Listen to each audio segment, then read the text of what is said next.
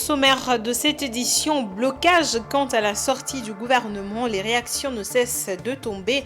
La société civile qui émet des doutes sur la volonté de l'Union sacrée à doter le pays d'un gouvernement de l'Union nationale appelle le chef de l'État à ouvrir l'œil quant à cette question. Vous suivrez la réaction de la nouvelle société civile congolaise. Et puis, à l'international, hausse de 9,1% du taux de chômage en Angola au premier trimestre 2024.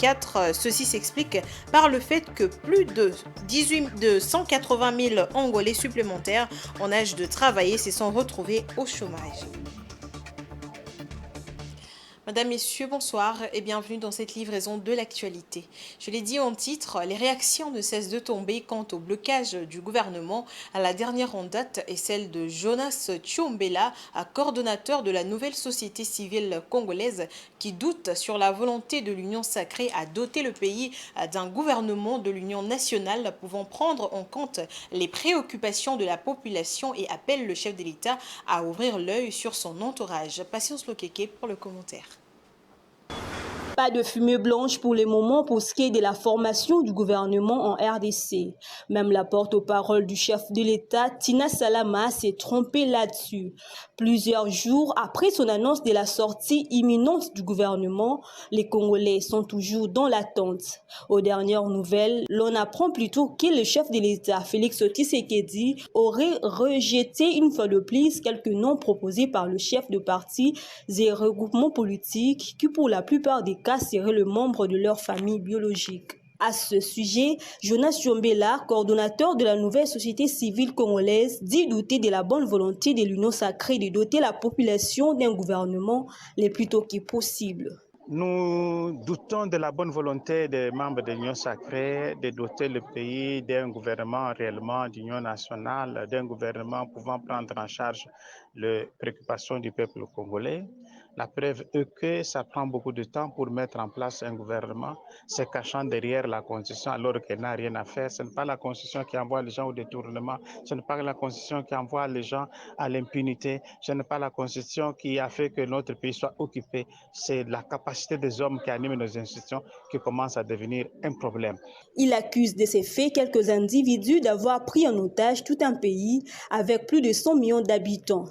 Nous sommes pris en otage par ces groupes d'individus, de compatriotes, qui pensent décidément qu'il n'y a que eux et eux seuls. Les mêmes figures qui ont trahi le président Mobutu risquent d'être les mêmes qui vont trahir Tshisekedi demain.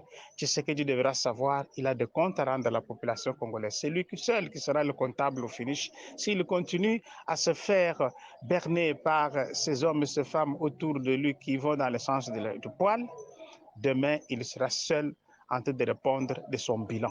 Consciente de la longue attente sur la formation du gouvernement souminois, le premier du deuxième quinquennat de Félix Tshisekedi d'une part, le nouveau bureau de l'Assemblée nationale a inscrit la question de l'investiture du dit gouvernement parmi le sujet à traiter à la session ordinaire de mars qui se clôture officiellement le 15 juin prochain. Et d'autre part, les membres du bureau provisoire du Sénat ont déclaré faire de leur mieux pour ne pas constituer un obstacle de plus à l'investiture du même gouvernement.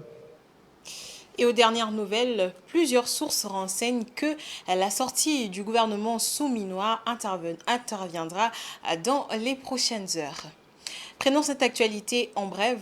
Le ministère public a requis 20 ans de servitude pénale contre le pasteur Pierre Kassambakana de l'église primitive ainsi que la fermeture de son église en République démocratique du Congo. C'était lors d'une audience publique tenue au tribunal de grande instance de la Gombe ce lundi 27 mai. Le pasteur est accusé de viol, mariage forcé, harcèlement sexuel et atteinte aux mœurs suite à la diffusion de vidéos de son 13e mariage avec une femme visiblement très jeune au nom de Meda Mabiala. Le tribunal de grande instance de la Gombe a pris l'affaire en délibéré et va rendre son verdict le 7 juin de l'année en cours. Rappelons que l'affaire a émergé le 8 janvier 2024, date à laquelle une vidéo montrant le pasteur Kassambakana célébrant un mariage avec une prétendue mineure à Mwanda.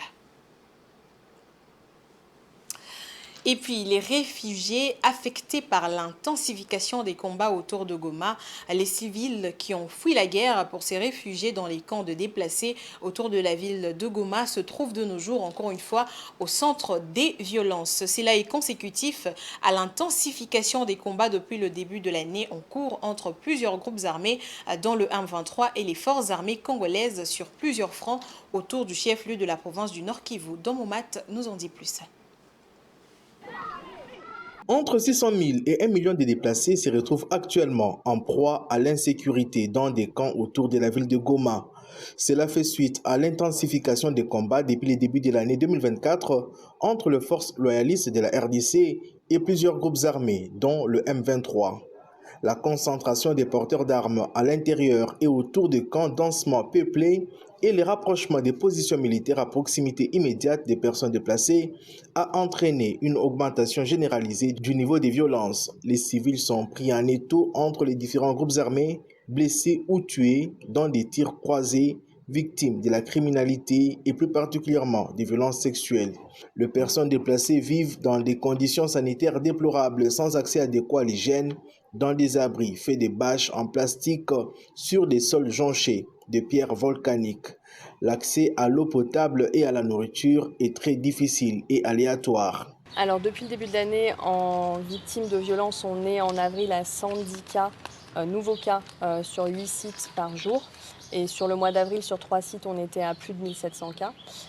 Pour le nombre de blessés depuis le début de l'année au sud Kivu et au nord Kivu, puisqu'on a vu une grosse détérioration aussi du côté de Minova, on est à environ 1500 blessés qui ont été reçus depuis le début de l'année. Aussi, l'accès à l'aide humanitaire est entravé par l'insécurité croissante, mettant en péril la vie des milliers de personnes vulnérables, comme en témoigne Marie Brun, responsable des urgences à Médecins sans frontières, qui en appelle à la protection des civils et au respect du droit humanitaire international par tous les belligérants.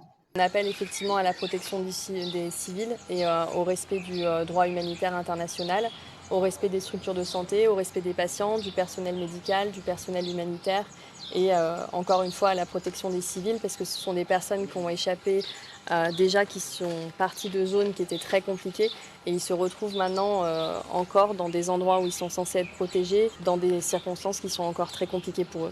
Face à cette crise humanitaire complexe, une réponse concertée et urgente est nécessaire.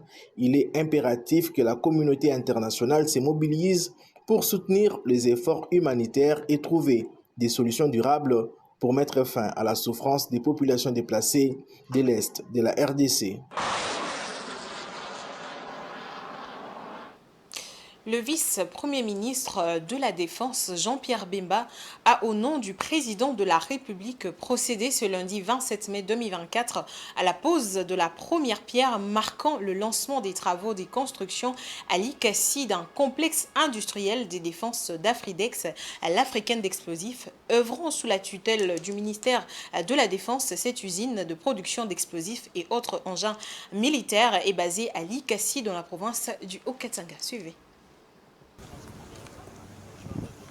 L'exécution de ces travaux de construction de ce complexe militaro-industriel de l'Africain de l'explosif, Afridex en sigle, s'inscrit dans le cadre de la mise en œuvre des accords de partenariat stratégique signés dernièrement à Pékin entre le président de la République Félix Tshisekedi et son homologue chinois Xi Jinping. Ceci dans le cadre de transfert de technologies et de compétences. La construction de cette industrie de défense permettra d'abriter les différentes unités de production des divers équipements et matériels militaires à partir du sol congolais. Les travaux seront exécutés en collaboration avec les sociétés turques MKE et chinoises Norinco. Après des discours protocolaires, les convives à cette cérémonie de haute portée sur le plan de la sauvegarde de l'intégrité territoriale de la RDC ont eu droit à une visite guidée sur place. La cérémonie présidée par le vice-premier ministre en charge de la défense nationale, Jean-Pierre Bemba Gombo, s'est déroulée en présence de quelques autorités civiles et militaires, notamment le gouverneur de province Jacques Kaboula Katwe, du chef d'état-major général des FARDC Christian Chiwewe Songesha, du commandant de la 22e région militaire et du directeur général d'Afridex. Au-delà de ce projet qui va s'implanter à Likassi, il faut dire que la Chine et la RDC nouent une relation d'amitié normalisée de plus de 50 années et coopèrent dans plusieurs domaines, notamment dans les mines et les infrastructures. Rendons-nous à présent dans la province de l'Ituri où plus de 81 millions de dollars américains du secteur de produits pétroliers échappent au trésor public. Constat d'une délégation mixte composée des agents du FONER, de la DGDA et de l'Agence de prévention de lutte contre la corruption en mission d'enquête dans cette province. Elle a été reçue en audience ce mardi 27 mai par le gouverneur militaire de l'Ituri. Suivez ce reportage de la presse militaire de l'Ituri. Cette mission mixte vient à Ituri au regard des faits criants des détournements des fonds perçus par les FONER depuis 2018. L'écoulage des recettes est quantifié au minimum à 81 millions de dollars américains et pour cette année en cours, à chaque mois, 12 millions se volatilisent, affirment les directeurs du cabinet du directeur général des FONER, Martin Malengue Kouchou. Au regard des faits qui ont été observés et au regard de la nécessité de trouver solution à ces faits-là. Le fait, c'est quoi? C'est le coulage des recettes du FONER.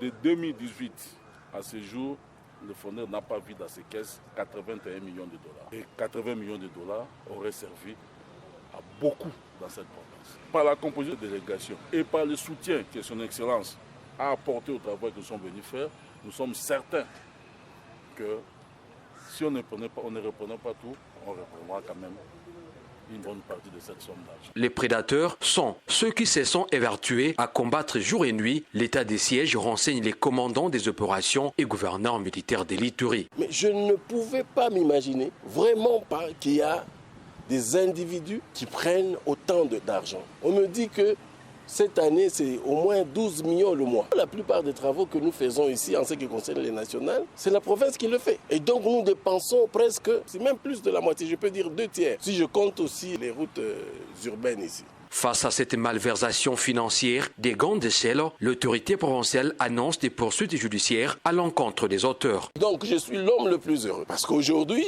nous venons de découvrir le poteau rose. Et j'ai demandé à la délégation d'aller voir la justice. On connaît qui ont fait ça. On a plus ou moins une image, mais on a aussi des noms pour que ces gens-là soient appréhendés. Ceux-là qui ont trempé dans cette affaire devront être arrêtés. La maximisation des recettes contribuera à améliorer les conditions de défense et de sécurité en vue de sécuriser davantage les populations et leurs biens. Depuis l'instauration de cette mesure, la réfection des routes est parmi les axes prioritaires du lieutenant-général Loué Ankasha Madjoni. L'Agence de prévention des luttes contre la corruption, APLC, est aussi dans cette délégation. Lutter contre les malversations financières est le cheval de bataille du chef de l'État congolais Félix Antoine Tshisekedi Tshilombo. D'une province à une autre, allons à présent de la province du Congo central, plus précisément à Mwanda, malgré de nombreux efforts qu'ils déploient parfois, pas si souvent, au péril de leur vie, les pêcheurs de Mwanda ont de plus en plus du mal à ramener du poisson, particulièrement les gros poissons. À quoi cela est dû? Avant de répondre à cette question, je vous prie de suivre à nouveau un extrait de Plus rien dans l'océan pour les pêcheurs de Mwanda, un mini-documentaire de Domomat et Béni Fombo. Dans la cité côtière de Mwanda, dès la première heure du jour, les pêcheurs vérifient pour une dernière fois l'état des filets et des cordages. Ce avant d'embarquer dans leur pirogue en bois pour se diriger vers des zones où les bancs des poissons sont les plus abondants. Une fois ici, le pêcheur pose de manière verticale le filet et retourne à la terre ferme. Plus ou moins 5 registres.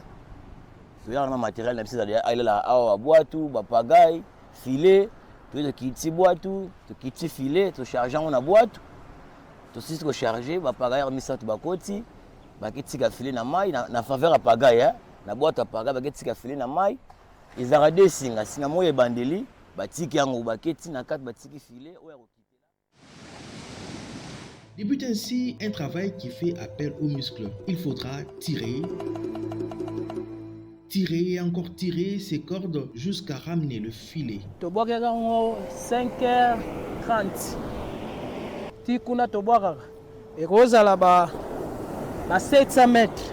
Au bout de plusieurs minutes d'effort, une cinquantaine au moins, le filet est désormais visible. Un dernier poisson a même le temps de s'échapper. Mais beaucoup d'autres sont pris au piège et n'auront pas cette chance-là. C'est le soulagement pour toute l'équipe. La moisson a été bonne, mais pas suffisante.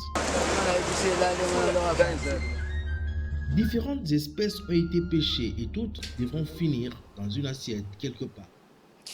Voilà, nous sommes de retour sur ce plateau. Vous venez là de suivre ce mini-documentaire à Mwanda. Nous avons Domomat qui était sur place. Bonsoir Domomat.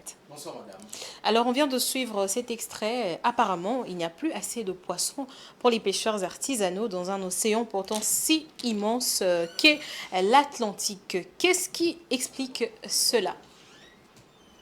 Alors, il y a plusieurs raisons qui justifient le fait qu'il n'y a plus assez de poissons pour les pêcheurs artisanaux. Vous avez vu en image, au bout de plus ou moins 2 heures, 3 heures d'effort, ils ne ramènent que de petits poissons. Pourquoi? Il y a, d'après les observations et les échanges que nous avons pu avoir avec les pêcheurs et d'autres personnes, on a recensé plus ou moins 4 causes qui sont à la base de cette situation. Premièrement, on peut parler des conditions climatiques, mais ce n'est pas documenté. Il n'y a pas de recherches scientifiques qui ont eu lieu en RDC pour savoir exactement en quoi cela impacte sur la pêche artisanale. Mais ce qui est sûr, les pêcheurs notent que les changements climatiques ont un impact sur la quantité de poissons dans l'océan. Deuxième cause, il y a la surpêche. Pourquoi dit-on qu'il y a la surpêche? Parce que lorsque vous êtes en Mwanda, dans l'océan, il n'y a pas des périodes où on ferme. Des périodes bien déterminées. Il n'y a pas de périodes bien déterminées pour pratiquer la pêche ou pour laisser le temps aux poissons de se reproduire. Et donc, on pêche du 1er janvier au 31 décembre. Aussi, une autre raison qui explique la surpêche, c'est la concurrence avec les bateaux industriels qui sont tenus, dans la plupart des cas, par des expatriés. Troisième raison, c'est la destruction du parc de mangroves. Vous savez très bien qu'au niveau de l'océan Atlantique à Mwanda, le parc de mangroves sert au fait de maternité pour le poisson. Aujourd'hui, vous avez des gens, des habitations qui sont très avancées vers le parc de mangroves. Vous avez des privés qui ont construit en détruisant le parc de mangroves. Et vous avez d'autres phénomènes qui font ce que le parc de mangroves s'est détruit progressivement. Et donc, le poisson n'a plus assez d'espace pour se reproduire. Puisque dans le parc de mangroves, comme je l'ai dit, c'est la maternité des poissons. Ils y trouvent au fait la nourriture nécessaire, les instruments nécessaires pour se reproduire et bien grandir. Et la quatrième raison que l'on peut évoquer assez rapidement, c'est que les pêcheurs artisanaux, depuis des décennies, depuis des siècles, nous allons le dire comme ça, n'ont pas eu le temps de s'adapter pour faire évoluer leur technique de pêche. Comme vous venez de le voir tout à l'heure là, c'est vraiment au péril de leur vie. Il faut aller à 3 dans une petite pirogue, avancer dans les eaux profondes à 500-600 mètres dans l'océan pour aller poser le filet et puis tirer pendant des heures et des heures. Et donc les techniques n'ont pas évolué, ce qui fait que lorsqu'on prend toutes ces raisons, le principal que je viens d'évoquer là, le 4, et bien d'autres, voilà qui fait qu'aujourd'hui, dans l'océan, il n'y a plus assez de poissons pour le pêcheur artisanal. Alors, Domomat, dites-nous, quel serait l'intérêt pour le gouvernement de voler au secours de cette pêche artisanale, parce qu'on peut dire qu'elle est en train de mourir petit à petit? Alors, c'est une très, très bonne question, madame. Et ça me fait directement penser à Cheikh Anta Diop qui disait que, au fait, un peuple, l'identité culturelle d'un peuple est liée à 3 grands facteurs. Il y a le facteur historique, linguistique et psychologique. Et en parlant du facteur historique, il dit que c'est les ciments sur lesquels se fonde la cohésion. Et historiquement, voilà où est-ce que je voulais en venir, historiquement, le Mwandais sont constitués dans la plus grande partie des pêcheurs. Et donc, cela fait partie de leur identité culturelle. Ne plus voir les pêcheurs artisanaux occulter quelque chose de leur identité, de l'identité de Mwandais. Et une deuxième raison évidente, bien sûr il y en a d'autres, une deuxième évidente à laquelle nous allons nous arrêter, c'est que la pêche artisanale nourrit directement et indirectement beaucoup de familles à Mwanda, puisque je vous l'ai dit, Mwanda c'est une cité côtière. C'est là qu'on retrouve l'embouchure du fleuve Congo. Donc, on a et le fleuve Congo et l'océan. Et donc, la plupart des gens s'adonnent à la pêche. Et c'est là, donc, nourrit beaucoup de gens. Si aujourd'hui, on n'a plus cette pêche artisanale, s'il n'y a pas d'autres métiers qui sont créés, et donc on va assister à une crise au niveau de cette cité. Voilà, on sent qu'il y a un désordre, mais comment faire justement pour réguler justement cette situation? Parce que vous avez dit il n'y a pas de période précise pour pêcher. Il y a aussi des navires, des grands navires qui viennent pêcher aussi à l'océan Atlantique. Mais alors comment l'État pourrait s'y prendre justement pour apporter un certain ordre dans cette situation? Alors cette question, on l'a posée aux pêcheurs de Moanda et plus particulièrement à celui qui est le président de l'association des pêcheurs dans cette cité.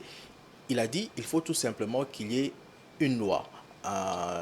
Il y a une nouvelle assemblée nationale. Je crois que c'est aussi le bon moment de saisir cette opportunité pour les députés de concevoir ou plutôt de réactualiser notre ancienne loi sur la pêche afin que cette loi soit aujourd'hui adapté par rapport à tous les enjeux qu'il y a autour de la pêche. Surtout qu'on est à l'attente d'un nouveau gouvernement, donc je pense que le futur ministre de la Pêche On allait dire qu'il a du poisson sur la planche, malheureusement il n'y a pas du poisson, il a du pain sur la planche par rapport à cette situation. Oui. Voilà, merci beaucoup Domomat pour votre intervention. C'est moi qui vous remercie.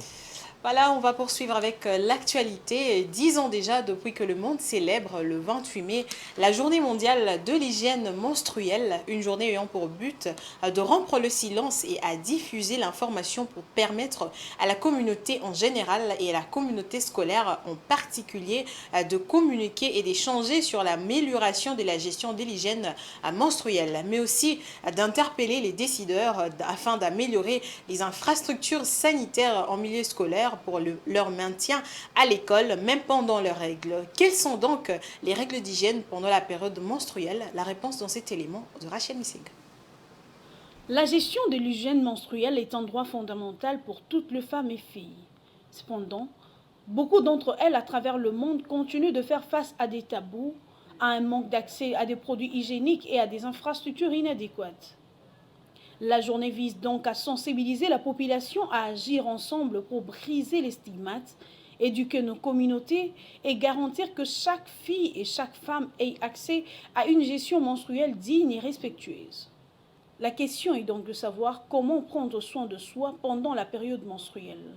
Le docteur Odia Laetitia, gynécologue à l'hôpital général de Kinshasa, répond. Parlons de l'hygiène. Je vais résumer ça en un seul mot, la propreté. Parce que si on n'est pas propre, ça va entraîner une infection. Ça sera un milieu propice pour les infections génitales. Premièrement, une femme avec des règles doit mettre une bande hygiénique. Que ce soit une bande hygiénique absorbante. Ça absorbe, mais propre, stérile. Mais avant tout, il faudrait d'abord commencer par se laver les mains avec du savon. Vous lavez très bien vos mains. Et puis vous lavez vos parties intimes avec de l'eau. Bon, ici, je peux conseiller, pendant les règles, l'utilisation de solutions pour le bain intime. Vous pouvez utiliser le bain intime, le solution pour le bain intime pour laver le parties intimes. Puis après, vous mettez votre bande hygiénique. Deuxièmement, il faudrait changer la bande hygiénique au cours de la journée. 2, ça dépend du flux que vous avez. Vous pouvez changer 2 fois pendant la journée ou 3 fois pendant la journée. Ça dépend du flux. Donc, c'est plus la propreté, plus vous êtes propre, plus vous n'allez pas vous sentir mauvais. Parce que si vous n'êtes pas propre pendant ces moments de règles, vous allez vous sentir mauvais et ça sera un milieu propice pour les infections. C'est généralement entre 10 et 13 ans que surviennent les premières règles. Pour permettre à la jeune fille et à la femme en général à mieux vivre cette période, la société a avant tout intérêt à inculquer aux trop jeunes filles et garçons les notions élémentaires sur la notion sexuelle et plus particulièrement sur l'hygiène menstruelle. Parlons sport, la Fédération congolaise Football Association a publié le calendrier officiel des 8e de finale de la 58e édition de la Coupe du Congo entre le 1er juin et les 2 juin 2024. 8 rencontres vont se disputer dans différents stades. À cette étape de la compétition, le Daring Club Motema Pembe, le tenant du titre, affronte le FC Tanganyika de la ville de Kalemi. Blaise Kouzola. La Fédération congolaise de football association a publié le calendrier des rencontres de 8e de finale de la 58e édition de la Coupe du Congo. Ces matchs se dérouleront du 1er au 2 juin prochain dans différents stades du pays. Les tenants du titre, le Daring Club Motema Pembe recevra le FC Tanganyika de Kalemi le 2 juin au stade de Martyrs de Kinshasa. Autre affiche notable, l'SV Club affrontera le FC Tempête de Bunia le 1er juin à Kinshasa, tandis que le Daring Club Virunga de Goma défiera les CS Imana Daring de Matadi le même jour. Les autres rencontres opposeront l'AS Beni Union au FC Chikas, Céleste Football Club à FC Beni Sport, OC Bukavu Dawa au TP Clinique de Bukavu, OC Renaissance au FC Umoja et l'ES de Louélé au FC Nouvelle Vie. La FECOFA, par la voix de son président, insiste sur le respect de ses calendriers officiels de match. La FECOFA, par la voix de son président, insiste sur le respect de ses calendriers officiels des matchs. Ces tours offrent déjà de belles affiches qui donneront certainement lieu à des rencontres très disputées.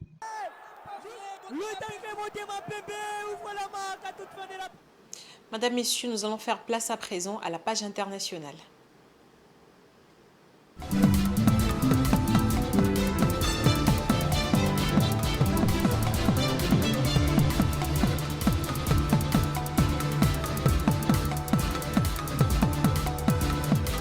Je l'avais dit en titre, le chômage en Angola a connu une hausse de 9,1% au premier trimestre 2024 pour s'établir à 32,4% selon les données de l'Institut national de la statistique. Les chiffres de l'INE révèlent qu'au cours des 3 premiers mois de 2024, plus de 180 000 Angolais supplémentaires en âge de travailler se sont retrouvés au chômage, totalisant plus de 5,6 millions de chômeurs. Les tranches d'âge entre 35 et 44 ans et entre 45 et 54 ans regroupent les plus grands nombres de personnes occupées dans le pays. Suivez. Le taux de chômage en Angola s'est établi à 32,4% au premier trimestre 2024. Les données de l'Institut national de la statistique INE montrent une augmentation de 9,1% par rapport au quatrième trimestre 2023. Au premier trimestre 2024, plus de 180 000 Angolais supplémentaires en âge de travailler, soit 15 ans et plus, se sont retrouvés au chômage, totalisant plus de 5,6 millions de chômeurs. Parmi les personnes âgées de 15 à 24 ans, la population au chômage est passée à plus de 3,7 millions de personnes, avec près de 300 000 jeunes supplémentaires au chômage, selon les chiffres de l'INE. L'Angola est un pays qui a un taux de pauvreté l'un des plus élevés, au-delà de 30-32%, ce qui rend le pays fragile dans la créativité d'emplois décents. Pour sortir du gouffre du chômage qui ne fait que s'intensifier, le pays doit d'abord diversifier sa production industrielle en augmentant sa création de richesses due à la transformation des produits agricoles, mais aussi en favorisant la création des start-up et des PME. En Angola, 79,8% des personnes employées se trouvent dans le secteur informel. Dans le pays d'Afrique australe, 47,5% de la population travaille dans l'agriculture, la chasse et la pêche, ainsi que le commerce. L'activité informelle contribue à hauteur d'environ 60% au produit intérieur brut, soit 64 milliards de dollars annuellement. Le gouvernement angolais poursuit son plan de transition inclusive de l'économie informelle vers l'économie formelle, avec pour objectif de garantir un travail décent pour les Angolais. La croyance au pétrole doit cesser pour laisser place à la créativité du secteur privé, pour laisser place au développement des start-up de créativité et de compétitivité. Le chômage des jeunes demeure l'un des défis majeurs pour le développement socio-économique en Angola. Selon les données officielles, les tranches d'âge entre 35 et 44 ans et entre 45 et 54 ans regroupent le plus grand nombre de personnes occupées. Au cours des 5 dernières années, près de 500 000 nouveaux emplois ont été créés dans le pays, dans le cadre de la stratégie du gouvernement visant à réduire le chômage. D'après le ministère du Travail et de la Sécurité sociale, des experts appellent à investir davantage dans la production primaire afin de fournir des opportunités aux jeunes Angolais. Et puis, depuis 2008, les banques marocaines étendent leurs activités sur le continent africain. Cette expansion pourrait s'expliquer par une combinaison des facteurs économiques, stratégiques et politiques soutenus par une vision à long terme de croissance et de diversification régionale. Le Maroc, dont les investissements directs étrangers en Afrique ont dépassé les 800 millions de dollars en 2021, selon le ministère de Finances, est devenu le deuxième plus gros investisseur africain du continent. Suivez. Présentes dans plus d'une trentaine de pays, les banques marocaines réalisent près de 23% de leur activité en Afrique. Selon Abdelatif Jouri, gouverneur de la Banque Al-Maghrib, la Banque centrale du Maroc, des relations bilatérales de partage d'expérience et d'expertise sont entretenues par le royaume avec de nombreux régulateurs sur le continent. Il faut noter que sur le continent, la plupart de banques européennes se sont retirées ou se retirent progressivement. Et donc ça laisse une place à des banques qui ont réussi à avoir non seulement une assise financière, mais aussi une expertise assez solide pour être en mesure de pouvoir les remplacer progressivement. J'appelle cela la coopération afro-africaine. Donc il est important que l'échange des capitaux et d'expertise sur le continent se multiplie et que le Maroc montre une ambition majeure, vient avec également ce qu'on appelle des projets de financement. Un rapport de la Banque centrale marocaine indique qu'en 2022, les groupes bancaires marocains sont présents en Afrique à travers 45 filiales et 4 succursales réparties surtout en Afrique de l'Ouest et en Afrique centrale. Ceci s'explique par les opportunités de croissance significatives qu'offre le marché africain, avec une demande croissante pour les services financiers. Regardez ce que le Maroc est en train de faire en Côte d'Ivoire dans le secteur de la construction. Ça va ensemble avec la vocation d'une banque qui veut s'étendre. Elle vient avec des entreprises. Je crois que c'est quelque chose qu'il faut encourager. En même temps, il est important que le marché reste ouvert également. Je parle du marché marocain aux autres investisseurs qui viendraient d'ailleurs dans le secteur bancaire ou pas. Abdelatif Jouari, gouverneur de la Banque Al-Maghrib, annonçait le 22 mai 2024 à Darla l'importance d'une intégration économique inclusive de l'Afrique. L'objectif serait de mettre en place des réformes qui pourraient augmenter la médiane des échanges commerciaux de l'Afrique avec le reste du monde de 15% et avec les pays africains de 53%, en vue de contribuer à une hausse du PIB médian par habitant de plus de 10%. Nous poursuivons l'actualité dans ce journal. Cette fois, c'est avec la revue de presse. Bonsoir à tous et bienvenue à cette revue de presse. Au sommaire de journaux parus dans la ville de Kinshasa, c'est mardi 28 mai 2024 avec Info 27 qui titre « À la croisée des chemins, Judith Souminois face à l'impératif d'un renouveau politique ». La RDC se trouve à une passe décisive où la qualité de l'entourage présidentiel et du gouvernement devient cruciale. En ce moment où le destin de la nation est en jeu, il est essentiel que seuls des hommes et femmes dévoués au service du peuple gravitent autour du président de la République, celle détenteur de la légitimité populaire pour gouverner la patrie. La sélection de ces hommes d'État, en particulier pour le gouvernement, ne doit pas être influencée par des manœuvres de chantage politique, par la puissance de leur influence ou par leur stature au sein de leur parti. Plus que jamais, le critère principal des sélections doit être leur dévouement inconditionnel au service du peuple et de la République dans le but de faire progresser la nation. La nomination de Judith Souminois au poste de Premier ministre, une première dans l'histoire du pays, n'est pas le fruit du hasard, mais un acte délibéré d'un changement initié par Félix Tshisekedi, écrit le journal. Pour sa part, Forum des As titre « Gouvernement souminois qui bloque la fumée blanche ». La publication du gouvernement de la première ministre Judith Souminois Toulouka s'est fait toujours attendre. Pourtant, tout était annoncé pour le week-end dernier. La plupart des Congolais étaient restés rivés devant leurs petits écrans dans l'attente de la publication imminente de l'ordonnance présidentielle. Jusqu'au moment où nous mettions sous presse, aucune nouvelle n'a fuité de la cité de l'Union africaine où travaille le chef de l'État. Du côté de la porte-parole du président de la République, c'est le silence radio, écrit donc